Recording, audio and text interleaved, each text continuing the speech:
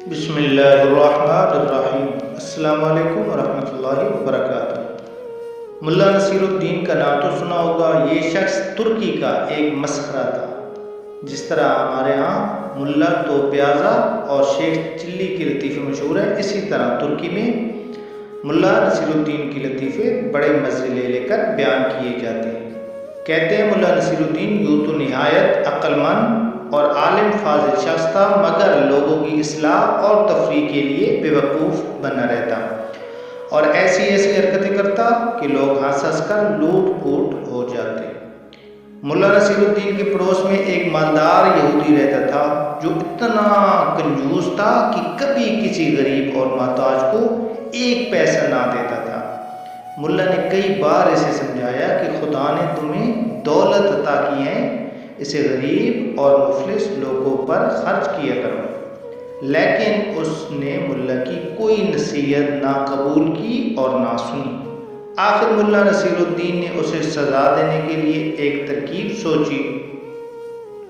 ایک روز صبح سویرے وہ نماز پڑھ کر زور زور سے دعائیں مانگنے لگا، یا اللہ، اگر تم مجھے 1000 اشرفیوں کی تھیلی بھیج دے تو میں اسے محتاجوں پر صرف کر دوں گا، لیکن اگر اس میں سے ایک اشرفی بھی کم ہوئی تو ہرگز قبول نہ کروں گا۔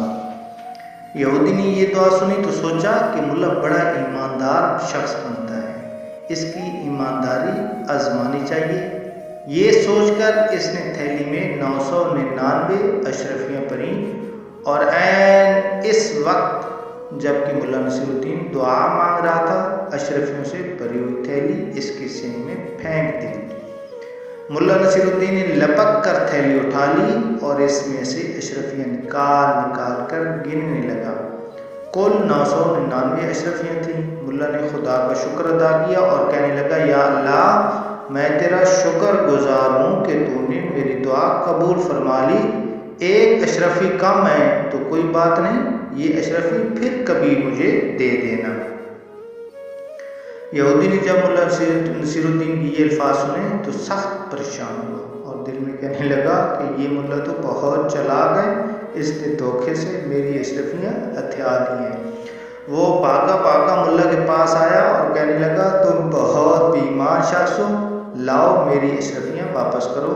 تم نے تو کہا تھا کہ 1000 میں سے ایک اشرفی بھی کم ہوئی تو واپس کر دوں گا، لیکن اب تم 999 اشرفیاں قبول کرنے پر تیار ہو گئے ہو۔ ملا نصیر الدین غصے سے کہنے لگا، تم کون ہوتے ہو مجھ سے اشرفیاں مانگنے والے؟ یہ تو میرے خدا نے مجھے بھیجی ہیں، جاؤ اپنا کام کرو۔ یہودی سیدھا قاضی کی عدالت میں جا پہنچا اور ملا کے خلاف مقدمہ دائر کر دیا۔ قاضی صاحب نے یہودی کو حکم دیا کہ ملا نصیر الدین کو بلا لاؤ، ہم ابھی فیصلہ کر دیں گے۔ یہودی نے ملا نصیر الدین کے پاس آ کر کہا، چلو تمہیں قاضی صاحب بلاتے ہیں۔ ملا نے جواب دیا، تم دیکھ رہے ہو کہ میرا لباس پھٹا پرانا ہے، میں اس شرط پر جانے کے لیے تیار ہوں کہ تم مجھے اچھے کپڑے لا کر دو۔ یہودی نے یہ شرط بھی منظور کر لی اور صاف ستھرے کپڑے ملا کو لا کر دے دیے۔ ملا نصیر الدین یہ پیش قیمت لباس پہن چکا تو کہنے لگا، میاں یہودی، کیا اتنا قیمتی لباس پہن کر پیدل ہی قاضی کی عدالت میں جاؤں گا؟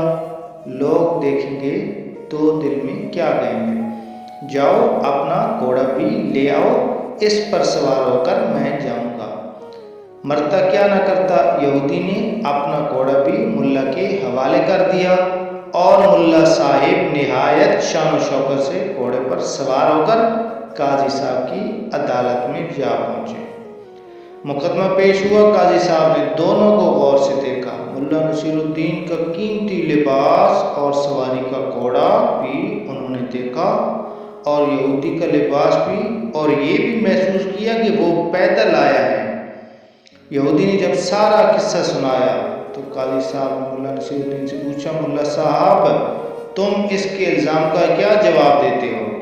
ملا نے جواب دیا، حضور، یہ یہودی میرا پڑوسی ہے اور بڑا جھوٹا شخص ہے۔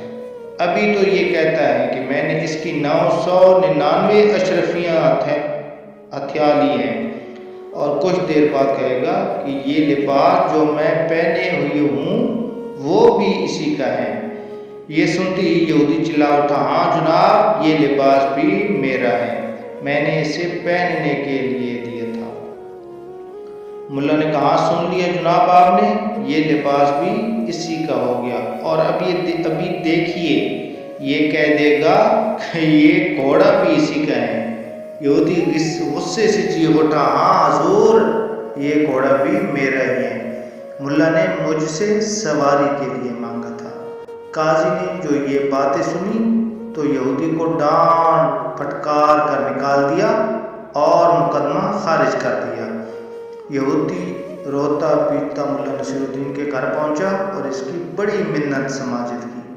ملا نے اس شرط پر اس کی اشرفیاں، لباس اور گھوڑا واپس کیا کہ وہ آدھی اشرفیاں غریبوں میں بانٹ دے گا اور آئندہ بھی نادار لوگوں کی مدد کرتا رہے گا۔